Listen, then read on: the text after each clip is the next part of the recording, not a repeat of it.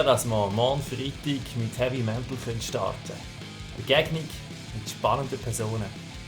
Silas Bitterli, Sänger von unserer Metal Church Band, wird moderieren.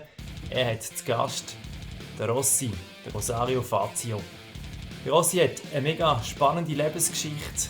Er ist gebürtiger Italiener, er ist Metaller geworden. Er hat nicht eine einfache Lebensgeschichte. Aber er ist mittlerweile auch Autor. Er hat einen historisch fantastischen Roman geschrieben.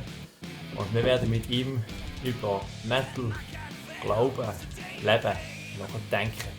Und das Coole ist auch, ihr habt die Möglichkeit, eure Fragen zu stellen in der Sendung. Ich werde sie dann an Rossi weiterleiten.